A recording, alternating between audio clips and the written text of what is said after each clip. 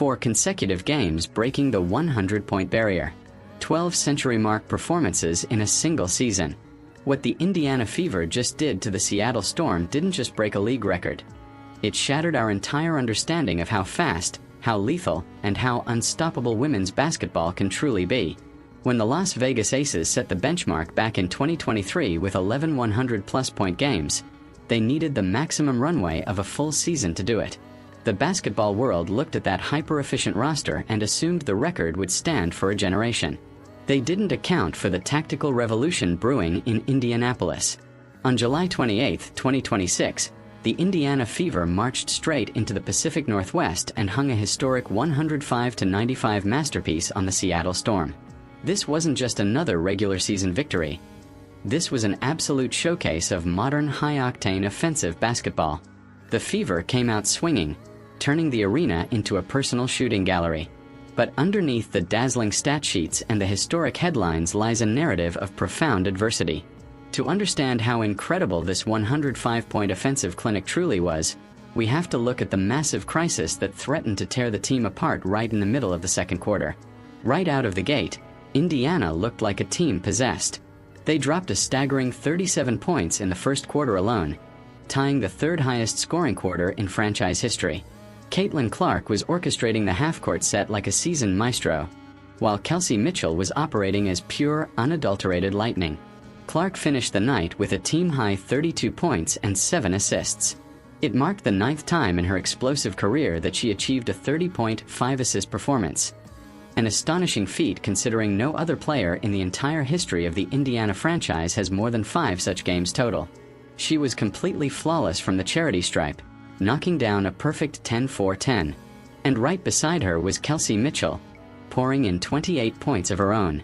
Mitchell extended her own historic streak, marking her 12th consecutive game scoring 20-plus points, tying the third longest scoring streak in WNBA history. She also extended her record of hitting at least 3 three-pointers to 12 straight games. By the time the halftime whistle blew, Indiana was comfortably coasting at 58-47. The offense was humming like a precision-engineered supercar. But then, disaster struck. With exactly 4:56 remaining in the second quarter, and the Fever leading comfortably 46-31, the entire trajectory of the match, and potentially Indiana's season, altered in a single heartbeat. All-star center Aliyah Boston collided with Seattle's Flau Johnson. Boston fell heavily, immediately clutching her right leg, writhing on the court in visible agony. The arena went deathly silent. Boston had already been carefully managing a lower leg injury sustained during her off-season run with unrivaled's Phantom BC. Seeing her helped back to the locker room sent a massive shockwave through the Indiana bench. Kelsey Mitchell later admitted to reporters that the team took a massive mental hit. Boston is the defensive anchor, the physical paint presence, and the emotional heartbeat of this young roster. When she exited the court, she left behind a massive, gaping void. Seattle, despite struggling heavily with a tough season record, refused to lay down. Led by an absolutely legendary performance from Natisha Heedman, the Storm began clawing their way back into the game. Heedman was completely unconscious from beyond the arc, sinking 6 three-pointers on her way to a stunning career-high 33 points. The Storm relentlessly attacked the interior space where Aliyah Boston used to sit. Seattle's young force, Awa Pham, stepped up to hit a clutch three-pointer, narrowing Indiana's massive lead down to a razor-thin 65-63 in the third quarter. The 20-point cushion the Fever had built evaporated into thin air. The momentum had entirely flipped, the road crowd was deafening, and Indiana looked completely rattled, committing costly turnovers. They were on the absolute brink of an epic collapse. With the lead cut to 2 points and the team suffering a severe emotional crisis, Clark put the entire franchise on her back. What followed was a masterclass in basketball poise. In the closing minutes of the third quarter, Indiana scored 18 total points to hold off the charging Storm. Clark scored 16 of them. She single-handedly weathered the entire Seattle Storm, pushing the Fever back to a 76-72 lead entering the final frame. And she wasn't alone in the trenches. Forward Monique Billings stepped up beautifully in Boston's absence, grinding out a massive double-double with 14 points and 11 crucial rebounds, anchoring a defense that desperately needed a physical identity. As the fourth quarter opened, Kelsey Mitchell decided to finish what Clark started.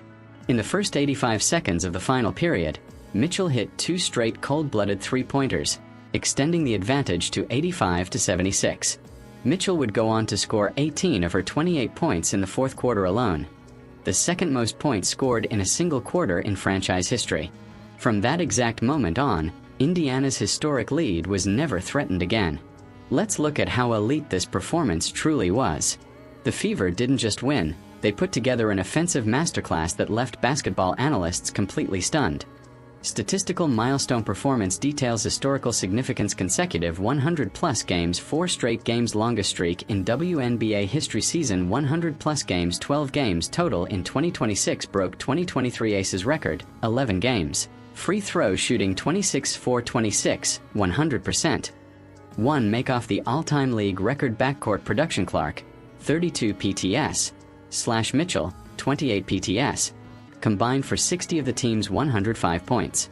Can this lightning-fast Indiana Fever offense actually maintain this historic 100-point-per-game historic pace if Boston is forced to miss significant, or will their defensive vulnerabilities finally catch up to them in the postseason?